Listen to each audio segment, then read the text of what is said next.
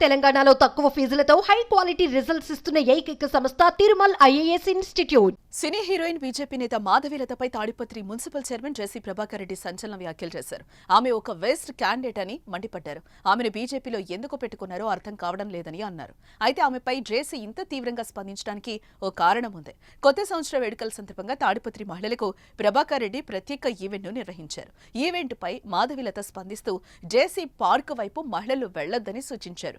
ఒక మద్యం మత్తులో ఉన్న మనిషి వారికి ఎదురుగా కనపడ్డ మహిళపై అఘాయిత్యాలు చేయడానికైనా వెనకాడరని హెచ్చరికలు జారీ చేస్తూ ఓ వీడియోను విడుదల చేశారు.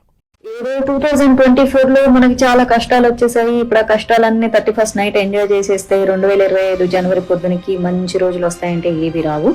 కేవలం క్యాలెండర్ మారుతుంది, డేట్ మాత్రమే మారుతుంది. మనం ఏదో చాలా సాధించేసినట్లు, జీవితంలో వెరగబొట్టు చేసినట్లు పార్టీలు చేసుకుని ఎంజాయ్ చేస్తే చేసుకున్నారు, కానీ సేఫ్ జోన్ లో చేసుకోండి, ఓకేనా?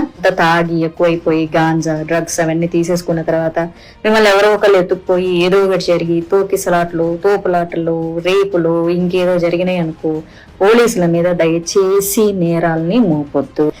ఇక యాక్టర్ మాధవీలత వ్యాఖ్యలపై జేసీ ప్రభాకర్ రెడ్డి అగ్గి మీద గుగ్గిలమయ్యారు. మహిళలను అవమానించేలా మాధవీలత మాట్లాడారని, జేసీ పార్క్ లో ఎలాంటి దారుణ ఘటనలు జరగడం లేదని చెప్పారు. తాడిపత్రిలోని మహిళల కోసం ప్రత్యేక ఈవెంట్ నిర్వహిస్తే తప్పేముందని ఆయన ప్రశ్నించారు. న్యూ ఇయర్ వేడుకలను బేస్ చేసుకుని పట్టణ ప్రజలను తక్కువ చేసేలా మాధవీలత మాట్లాడిందని తప్పుపట్టారు.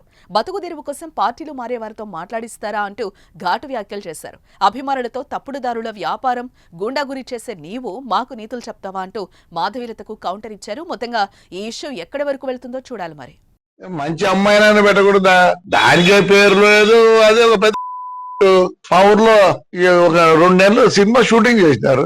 నన్ను పర్మిషన్ అడిగినారు. గాయత్రిది మా లెక్చరర్ ఇల్లు చూసినారు, మా సూర్యమణి ఇండ్లు వాడినారు.